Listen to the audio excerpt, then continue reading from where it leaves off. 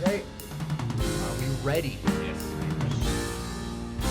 Good evening and welcome back. My name's Matthew McLaughlin, And I'm Daniel Sandner. and we have some notes for. What did we watch again? Well, that's kind of our point. It was Novocaine Oh, is what we Novocaine. watched this movie. You said that. My mind completely went blank. Yeah, that's fair. That's fair. It makes sense that you didn't remember the name. I can't blame You you know at all. what though? I think that the name was actually pretty clever, all things considered. But we'll get into that. Yes. Yeah. So basic premise. This is probably won't be one of the A-list movies that many people will see. I don't know. It's essentially about a gentleman with SIPA, so he doesn't have the ability to feel, and he becomes his own superhero. He becomes an action hero to chase after a girl, defeat the bad guy, all while having this superpower, so to speak. So it was interesting. I mean, blanketly speaking, it was a good kind of turn your brain off romp. Was it a good movie? Probably not, but it was different. I don't know. Yeah, good concept. The idea of somebody who can't feel any pain becoming a quasi superhero. He can still die and all that. He's not immortal. He doesn't have health regen like Wolverine or anything. But yeah, that can just not feel pain. That's a good idea. And to have what'd you call him, Jack Quaid? Was that his character? No, that's his name. That's the actor's name. His name's Jack Quaid. Okay. What is his name in The Boys? The Boys. I don't remember. Yeah, but he definitely played at the same kind of thing. He was a scaredy cat trying to find his courage, and in this case, he just so happened to have a disease that became an advantage, sort of. Yeah, totally. So yeah, it was a good concept. I think that I'll start off with a note. This movie really needed to... we just keep finding commit to things. It seemed like they went so hardcore in trying to do everything and nothing at the same time. I know we hear that a lot these days, but it was very true for this movie. I was telling you afterwards that it was aggressively mediocre, if I had to use two words to describe it. Which is a perfect characterization at the end of the day. It was aggressive to the extent that it took itself really seriously to try to have that shock value.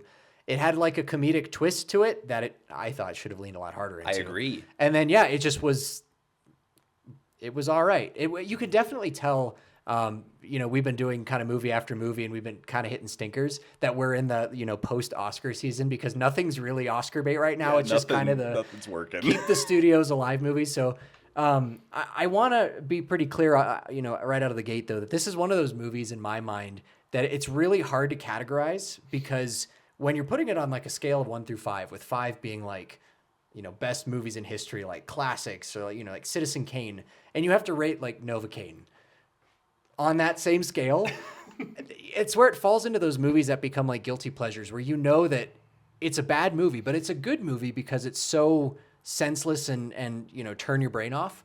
And this one's a tricky one for me because the first half, I'd say, I genuinely enjoyed. It got kind of annoying after that, to be totally honest with you. The novelty faded away. But the first half I thought was good. I mean, it was akin to a lot of summer blockbusters where it's crazy. It's the nonsensical violence and a fun premise that's executed so and everything.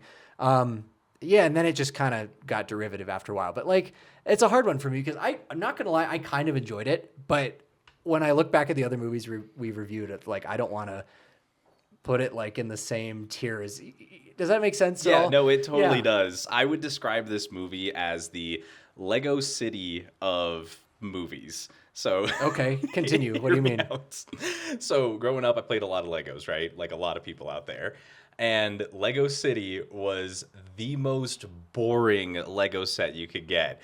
It just had the police officers and it had the paramedics and it had, construction workers. It was just the most boring Legos out there. It wasn't something fancy or even, based off movies like Star Wars or Harry Potter or some other exciting sets that have to do with things, Ninjago, whatever, if you know Legos. This movie was exactly that. Every single time that is we started in a bank, that's Lego City. And then we had the cops. That's Lego City. And then we had the paramedics. Lego City. Hey, but at least it was still name brand Legos, right? It I wasn't guess like, so. like Yeah. Dollar Tree Legos. Yeah, if we're sticking with the metaphor, yeah, it wasn't exactly Mega Bloks, which I will defend. Mega Bloks are dope. Yeah. But yeah, you're right. It was shot very much in a Hollywood style. Mm-hmm. All the cameras were professional and they had good rigging and lighting, and all the stuff that makes something look like it's from Hollywood was there. It had all the building blocks. There you go. And then there was Had just that foundation. nothing on top. Yeah. So yeah, I would say it's the Lego City of Yeah, that's fair. movies. Yeah, it felt a little bit like one of the iterations of a Liam Neeson movie or a Jason Statham movie where like, oh, this one, he happens to be a beekeeper. Mm-hmm. You're like, okay, that's different. Yeah. He's a bank teller in That's this about one. it. Yeah, exactly. Or a bank manager. Well, so, and I don't want to be super duper harsh on it because at the end of the day, I don't know. I had a good time. Like I said, the novelty wore off pretty quickly. And I was thinking a lot of the time, this would have been a really good short. Like it would have been a really fun, like 20-minute indie film style short where they explore the novelty to a certain extent and it's funny and then it ends. But in this movie, I felt like they were like, okay, so we have this novelty, and to build the character arc, like we've at some point we got to rein it in and make him the hero and make it serious and see his hero's journey. But the problem was like between a really crappy villain that was just stupid and there, he didn't do anything. He had no reason to steal, rob the bank. Even they didn't do that. He had a double cross with his girlfriend that meant nothing. Sister. Oh well, the bad guy's sister, his girlfriend. He got betrayed by his girlfriend or to be, and it didn't mean anything. It didn't do anything for him, didn't do anything for her. Like they could have literally just made her the love interest and had her tied up in a room the whole movie and it would have been just as powerful. Like the cops were pretty worthless, but the only thing was like, okay, we sat down in that pitch room and we're like, what happens if a superhero or a, leading guy doesn't feel pain? And that was it. That was the sustaining note. And that they didn't explore it that far. There were lot. some good parts, like not seeing the movie. This is gonna sound so sadistic. The best scene in the whole movie was the torture scene. Mm-hmm. That was the best part. You could tell that was one of the first things on the storyboard. They're like, what happens if he gets tortured? If he gets by the tortured. villain? If a guy who can't feel pain gets tortured. Now we got to get him to that point. Exactly. Yeah. So that was the best scene, but that was like as far as they went exploring it. They did a couple other things, the getting the gun out of the boiling oil or whatever. That was The big beats. Yeah, the big beats, but it just never went further than that. And especially like it didn't make sense to me how he went from just a standard bank teller who was locked up his entire life to this crazy badass that can't feel anything and ends up killing a dude with his tibula. Stabs him in the neck with his tibula. How do you go to that? How did he get there? And I don't know. If you watch the movie, it doesn't make sense. Yeah, he just gets the urge. Okay, so let's start here. What did you like? What didn't you like? So let's start with what did you like? I don't hate, what was his name again? Jack Quaid. Jack Quaid. Yeah. I thought he was fine. I just like him, and I think that this movie didn't know how to utilize him. Because in The Boys, I didn't watch the last season or whatever, but I've always felt like he kind of had a good character. He was like the noble one. He was the one who didn't like killing people. He wanted to do it right. He had some sort of He was the moral internal, compass. Exactly. He was the contrast to all the villains or heroes that are villains. Yeah. And in this movie, there just wasn't anything. He just was bank manager. Then he's discovering this stuff, and then he's a badass killing everybody. I don't understand the transition. It just didn't make any sense to me. Mm-hmm. So I enjoyed his acting. I thought he was good. Weirdly enough, I actually liked the actor that played the main bad guy. I thought that they, again, didn't know what to do with him.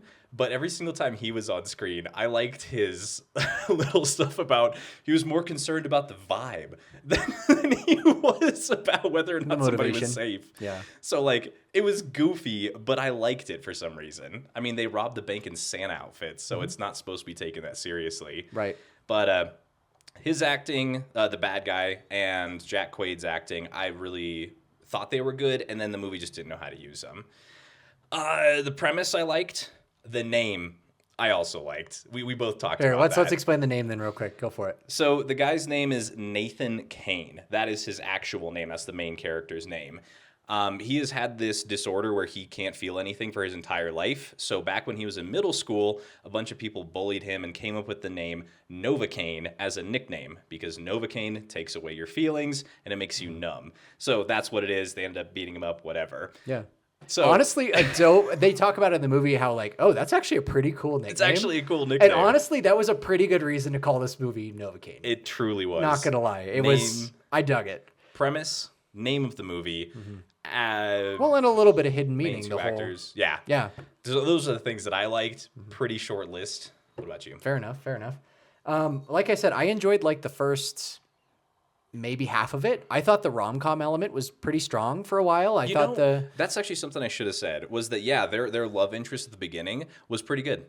Anyway, continue. Yeah, no, you're good. You're good. I mean, I thought the movie was all pretty standard. I mean, pretty standard story beats. The twist was, of course, his disorder. Yeah. But the rom-com element was fun, and the relationship he was trying to build was fun. I really enjoyed the intro to the movie and how they introduced his disease. And you would see tennis balls on his desk, and you would see all of these safety precautions. I thought that was a really intelligent way to introduce his character. They didn't need exposition. They didn't have to do like a flashback to childhood with a doctor telling the parents or something like that. I thought that his introduction was really cool. I agree. I enjoyed that a lot. Yeah. They got into the rom-com element, and it was a little bit contrived for a while, but I thought that the way that they bonded was pretty good. And I was like, okay, we're getting somewhere. And then, once the robbery happened, which the fact that they were in Santa outfits made me wonder if this was supposed to be released back in November, and it got delayed a little. I can almost guarantee it because there was Christmas music playing, and you don't make a Christmas movie that's released in March. And that's what makes me think it got delayed. That production went a little weird, and I think it would have done better if it released in Christmas. But they leaned into it. Well, because like I don't know if you ever saw, not Jingle All the Way. That's Schwarzenegger. The one with David Harbour. He basically plays like like Die Hard, essentially a John McClane character as a in holiday setting. So between that and there's several ones that are. Did you ever see the one with Bob Odenkirk? He plays an actor. His house gets robbed. Nobody. This one reminded me a lot like that too, where it's the everyday man having to step up to and in his case, I guess he was a ex something or whatever, but a fairly standard run of the mill story. But they started out with kind of a cool way to introduce the disease and all the precautions he was doing to prevent certain things. The fact that he was he was paranoid about all these things going on, and then the whole pie thing, and which I have some questions, but we'll get to that. And then I think to the point where you found out she was double crossing him, to where she got kidnapped, and then they went to the thing, and you got introduced to the villains. That's where it all kind of just. Yeah, I agree. It became contrived, and the novelty started wearing off. The interrogation scene brought it back a little bit. That was really fun. Yep. And then everything else, like the Home Alone house, was weird, and the cops were stupid, and bringing in. His character's name is, I think, Ned in Spider-Man, but Spider-Man's right-hand man, bringing him in, I'm like, and the fact that the cops didn't realize when he walked out of the house that he's a totally different build from Jack Quaid. Anyways. He's like 8 inches shorter. He's bigger. He was annoying. And dude, I mean, I'm glad you liked the villain. I thought he was annoying as all hell. The fact that she did a double cross was irrelevant and stupid. It was. That's the best term. Yeah. Completely irrelevant. It made no difference. Yeah. He didn't grow as a character. Yeah. Yeah. She could have been damsel. Well, okay. I guess the only reason that it was, and it's completely in quotations as relevant, was because of his tattoo at the end. Yeah. But is that not the most forced relevance Dude, ever? It could have been completely, she could have still completely have just been a victim, been a hostage. Yeah. She could have been the damsel if you want to go with their imagery. Right. Well, because I figured, she's going to double cross him, so he has to learn what pain feels like. I thought they were going to do that too. And then they didn't do that. They just didn't do that. He was still in love with her, even though he knew that she double-crossed him, and then they just kind of swept it all under the rug, and everything was fine. You're like, what a true telling metaphor for that to be like, this is what pain feels like. And this is like, he wants to now he does feel pain. And they could have leaned it if they didn't. Yeah, you can't feel physical, but it turns out he all. could feel emotional. Yeah. That would be good. That would have been at least a good kind of moral, so to speak. But it didn't even come that full circle, which sucked. I mentioned it in the theater. How the hell did the main bad guy figure out that the protagonist couldn't feel pain? Nobody told him. Yeah. Nobody told him. He just connected the dots in a very astute way. Yeah, just like I'm sitting there the entire time, and I'm like, he doesn't know that Novocaine can't feel anything. Yeah. They've never met. None of this has happened. And then all of a sudden, the main bad guy, what was the line that he said? I'm going to teach you what pain feels like. Pain feels like, show you what it feels like or something. And it was just like, okay. How do you don't know this? I felt like there was a deleted scene in there. That, yeah. Well, so those are the things I liked. I liked, like, honestly, the first half. The rom-com part was really good. I guess I talked about some things I didn't like. The very last thing was just whenever you set up a movie within a framework, even if it's to a comical extent, which we both said, we'll probably say again more, that this should have been more of a comedy than it was. It was definitely more of an action flick than a comedy, but... Especially coming off the heels of watching Mickey 17. Oh, yeah, good point. I'm surprised at how many parallels are coming to my brain That's right fair. now. That's fair. Well, Anyway. let's touch back on that, because I think we both have the same sentiment there. But in this particular one, the fact that... I lost my train of thought. Sorry about No, that. no, you're okay. You're okay. Yeah, it just there was that tone. Here, I'll have to regain my thought again. I'm sorry. Well, let's talk about that then, since we're there. Okay, so this particular movie definitely was. I think we were going in kind of expecting almost Deadpool, where he went into. It would be like a heavily stylized flick where he was, killing people with his tibia and everything, like we were talking about. And it was tongue in cheek and it was outlandish. There was some of that, nowhere near enough. Nowhere near. Dude, the dial for trying to make this just kind of an action flick that you go in and there's high stakes and relatively not funny, yet they were still throwing jokes out. It was, I don't know. What do you think about that? While I remember what I was going to say. I 100% agree.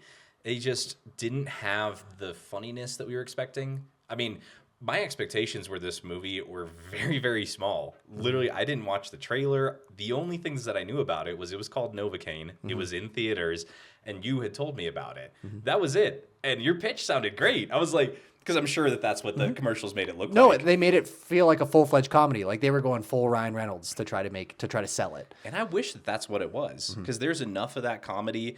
The shot at the end where he's in just that full cast. Yeah. I could see the humor in it. I didn't feel the jokes didn't always land. Yeah. Well, and they were throwing out plenty of jokes, and yet the tone of the movie itself was just too intense. It wasn't comically intense. It just was too intense. It was funny too, because as far as going intense, there also wasn't any real stakes. I mean, you had characters flip-flop. Well, you didn't really know what the villains were doing. You didn't know why they robbed the bank. No. There was nothing there except for money, but nothing. They had a plan to go to Mexico, so is it just they're greedy? Okay. Yeah. Which that's fine, but just like show us that. Yeah. Give us something to give a reason why they're doing this. Why would he flip on his sister? Why would the main bad guy just completely 180 in the span of 15 seconds? Completely go from, all right, put your suit on, we're gonna go leave, we're going to Mexico to live forever, whatever, to I'm gonna kill you. He didn't actually seem like mentally unstable, so that switch was just, there was no motivation. It was just happened. The bad guy, Yeah. I think part of that, I remember watching this when they were having their final fight scene outside of the ambulance. I kind of feel like this movie probably just didn't have a budget that was conducive to, big set pieces that motivated things, because they had the one car chase, but then you had everything in the bank, and you had, I guess there was a club at one point, but you had like the house and the kitchen and the ambulance and the like bad guy lair. It was all pretty contained in those sets, and the things that happened. Like the bad guys, they just sat in the facility waiting for in the tire shop, waiting for the last one of them to catch up so they could leave or something. Yeah. And so because of that, like there was no extra threat. I mean, we knew as an audience that she wasn't in danger. And so it was them leaving. And yeah, I don't know. You want to know another detail that definitely put me on to like, oh, these guys don't have much money to work with on this. Weirdly enough, it was the cop cars. Oh, yeah. It was totally the cop cars. The old Did you school cop notice cars, that one was like a Crown Vic, which is, ended in 2008. The other one was like a Chevy Tahoe, but it was a generation that was like a 2006. They were short-staffed. I guess so. It was the holiday season. That's season. right. And that means that their cop they cars just wrote out the other cops old. completely. They're like, just two cops. That's what we can afford. You know what would put it over the edge, though? And they suck. Was, what was it? Was it the main female investigator or whatever? She had like this old Chrysler. And I swear that was like a 98 model. It might have been. It had the old Pentagon logo on the front. And I was like, I'm into cars. Yeah. So I saw that and I was like, holy smokes, these guys can't afford anything in the way of cars. They're not even using their personal stuff. That's fair. The cop cars were a little weird. I do remember my thought. So it was the parameters of his disease. So even though it was outlandish and they wanted to, push just the premise, and I'll suspend my disbelief for that. I feel like the CinemaSins guy when it comes to this. Like, they're operating within the parameters of him not being able to feel or have a feeling to pain. But then they were testing it in so many ways that made me be like, really? Like with the pepper spray, I had to look that one up. Apparently that's kind of true, but not to the extent, like when he did the shot. I'm like, so he tasted the cherry pie or was he faking that? And then No, I don't think he actually took the shot. I watched that afterwards, and basically when he did the shot of the spicy stuff with the dude, his bully did take the shot. Novocaine himself didn't. wouldn't he have taken the shot because he could handle it, and that was the whole point? Right, Was that the other guy didn't know what it was, and he took it, and they both did, and Novocaine didn't know either, but he took it. Right. But he had resilience because it was that's hot. a good point. I'm pretty sure that I was the distinctly reason. remember that he never did the action on screen. Oh. It was absolutely implied. So I think that you're right in that that's the point. Because I agree, that's what I felt too when it was happening. Yeah, and if he could taste cherry pie, then can he not taste spicy? Is spicy pain? I don't know enough about the nervous system to know. Right. But other things that kind of tipped me off are like when he got hit in the back with that ball in the freaking Home Alone house. Did he not tell, like, can you not feel pressure? Like, wouldn't you? That was heavy. Like, you feel like this. And he didn't even move. It just there was a sound, and all of a sudden he had a spike ball in his back. Yeah, and I guess the thing that I came to is that lack of pain does not equal invincibility. And I think that this movie leaned a little too hard towards the whole Deadpool and hell, even Wolverine invincibility tropes where they're like, oh, wouldn't it be really funny if he lost a hand, but he was still fine? And you're like, especially with all of his hand injuries, I was thinking about like reconstructive surgery for hands is like the hardest thing out there. There's so many little things in your hands. And yet he like shredded his hand off and scorched his hand off. He had a knife go straight through. And then at the end of the movie, exactly. At the end of the movie, he's there like playing video games. He's fine. And it says a year later. And you're like, bullshit. 1 year later, you got complete reconstructive surgery on both of your hands. I don't care how good your skin grafts are. You had like shattered, And it's the kind of thing where, he was hitting himself with EpiPen. So he's getting like bursts of adrenaline. But wouldn't at the end of the day, he'd be bleeding so badly. He'd be out, winded so badly, physically ailed so badly that like, he's hurt and he can't feel it. But like, his legs, he's got an arrow in his leg, which means that you're not going to be able to move your leg. You got shot in the arm. Yeah, that's true. He got shot in the arm. He, sliced his throat at one point. Of course, the burns and all this stuff. Like, I get it. He can't feel pain. That's part of the novelty. But there were so many things where he just was so superhuman. Yeah. And you're like, I think it would have been funnier if that maybe wasn't the case, where he was just like a sack of bones trying to get through at the end of it. I don't know. Maybe that would have been better. Maybe not. But he felt almost invincible. And especially by the end where he was a superhero and he was laying punches on people. And to an extent, in the beginning, they explored it in the kitchen scene where he just was like, he's throwing heads of lettuce and just trying to survive. But at the end, he's shattered physically as a human. You'd think he'd be dead from respiratory problems. He'd be dead from bleeding out. And yet he's just landing punches on this guy in dramatic fashion. The concussions that they show in the movie. Yeah. They laid it out exactly to your point. They laid it out that he... in only this one way, if he gets punched in the head hard enough, he'll get knocked out and be concussed. Yeah. It didn't do anything, really. No. There was no real actual results of that. But they laid it out that, there are other effects. But then when it came to all the ones you just mentioned, nothing. Yeah. So there's certain things that are like, sure, you don't feel pain, but that doesn't mean you're not still getting dramatically injured. Like your jaw is fractured, or your nose is fractured and you're bleeding out, or you're getting hit in the stomach, and although you're focusing on the guy who just got shot on the floor, you're still like things are getting ruptured and you're hemorrhaging, but I guess you're fine because you can't feel pain, so it's good. I got a question for you. Okay. He has to set a 3-hour timer, lest his bladder explode. Do you find that painful? That sensation? Because I don't.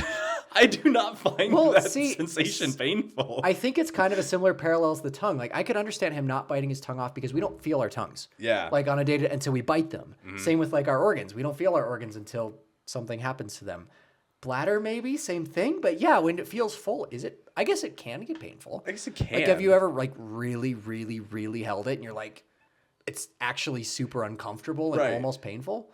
No? No, I really haven't. Okay. I've never really gotten to the point of pain.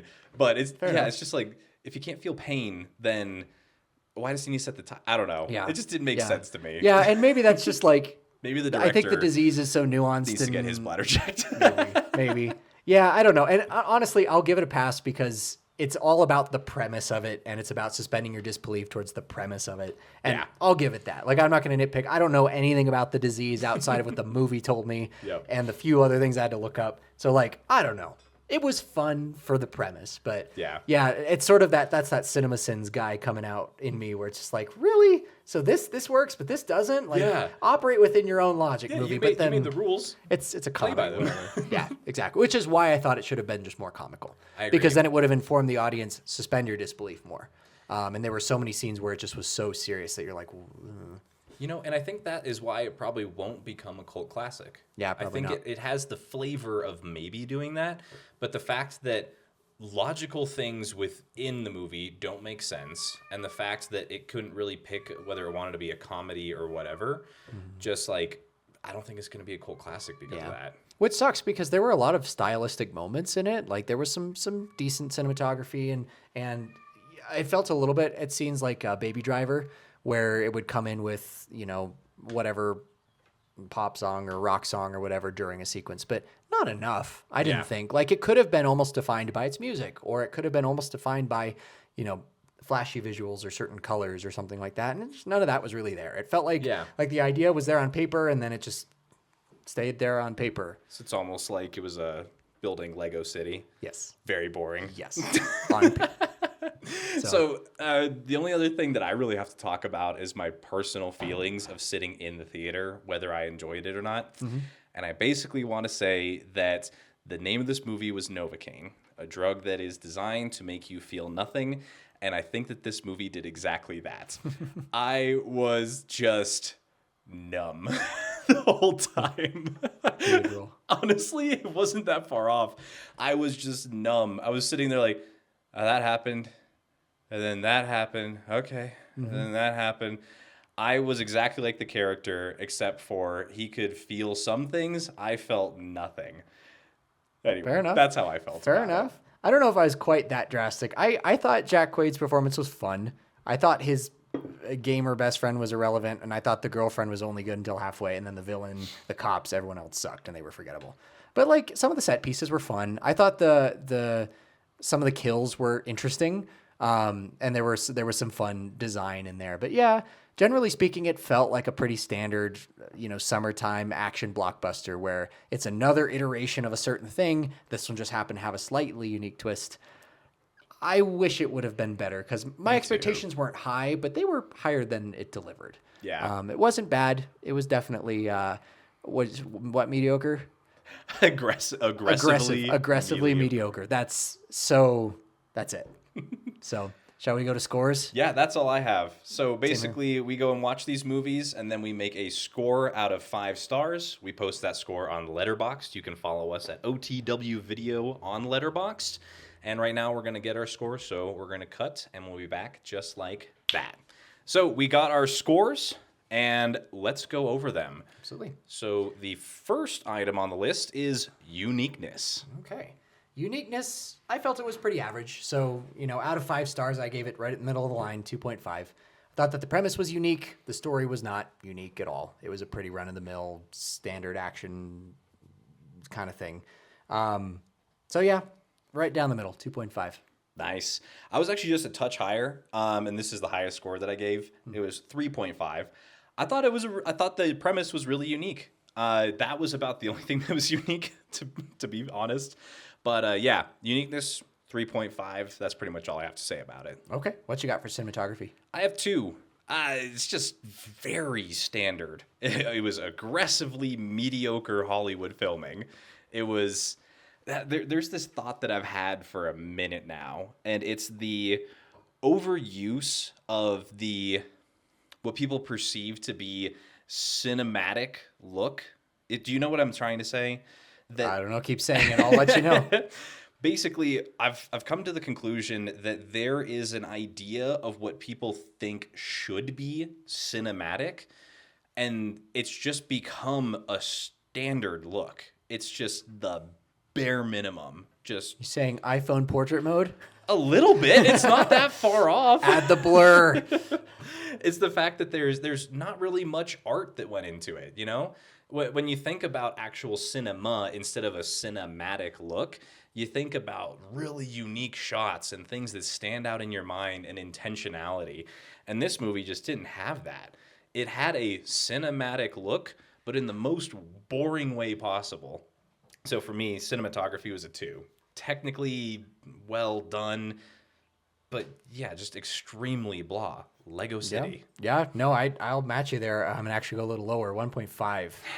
My reason, I noticed it a lot, which is not a good thing. You don't want to Yeah. notice. I mean, unless it's pretty and you're like, oh, then, Yeah. But your shots are supposed to inform the story, and they're supposed to give the audience a better sense of what's going on, or give them the clearest view, or whatever the case may be. And this movie was deliberately distracting in a couple ways. They overused the far framing. So meaning like, okay, like Severance does it. We'll talk about that because it's in the forefront right now.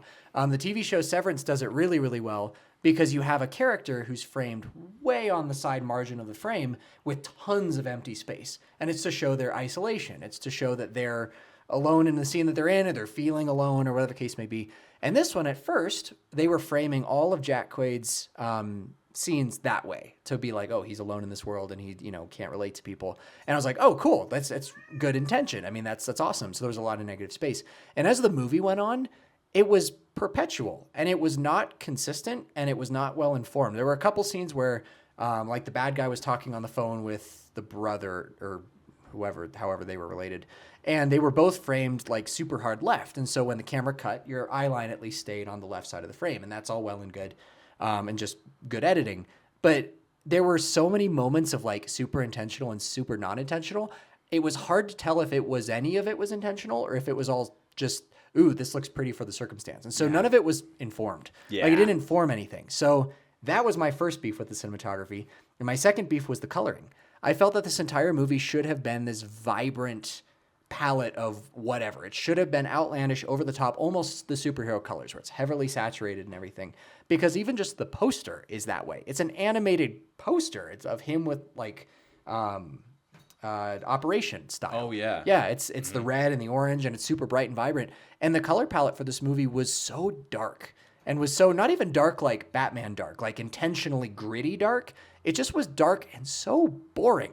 Like, it was really, it wasn't low contrast. It was like they turned the exposure level all the way, and then they turned the saturation down with it. And so like some of the blood was saturated, but everything was just so boring to look at. Yep. It's almost like it never got a color grade. So those are my two big knocks on cinematography. It had a couple cool shots, like where he was getting punched in the kitchen and the camera followed him from left to right. Like, those were cool. There were a couple good moments like that, or some of the slow-mo, but generally speaking, the cinematography was everywhere and nowhere that really truly informed anything. It felt so intentionally unintentional that it felt random.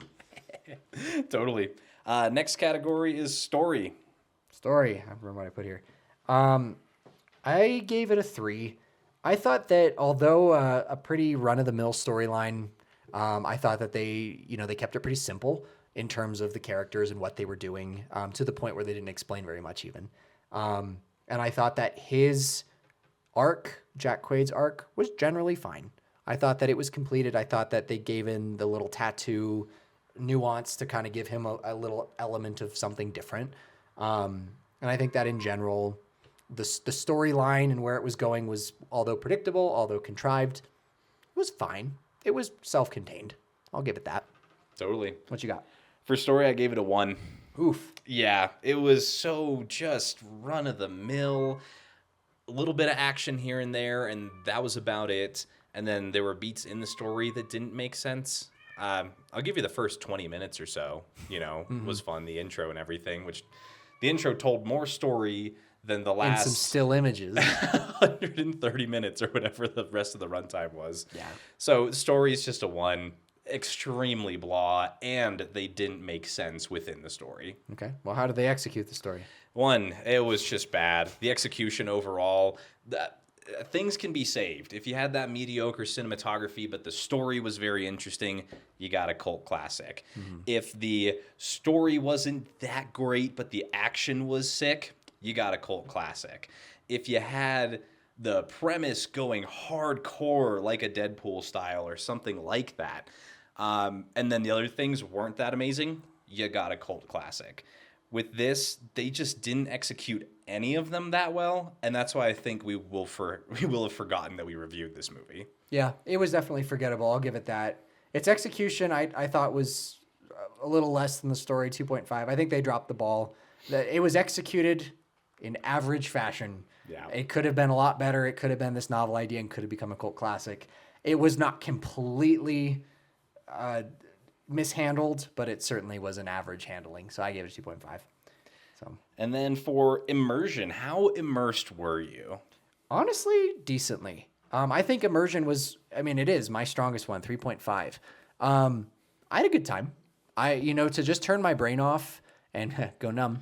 I did that. I checked my watch a couple times, and near the end of the movie, I was really glad that it was not even a 2-hour movie. Like, it was definitely I think it was like an hour 45. Could have been shorter still. But like, I was in it. I was invested. I was interested to see where they'd take it.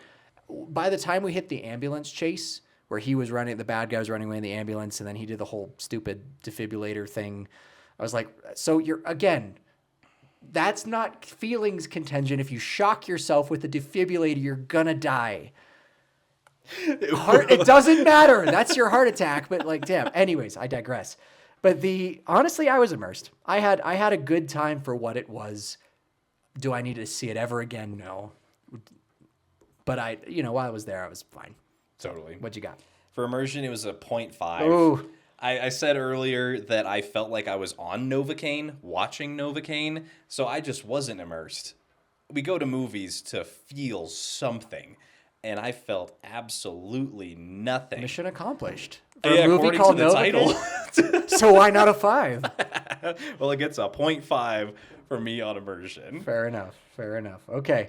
Emotional connection. Last one. Another 0.5. I was not connected to anything. The reason it gets a 0.5 is because there were a couple jokes that hit. And again, the torture interrogation scene was pretty entertaining. Mm-hmm. And Jack Quaid, like the guy. Mm-hmm. He seems cool.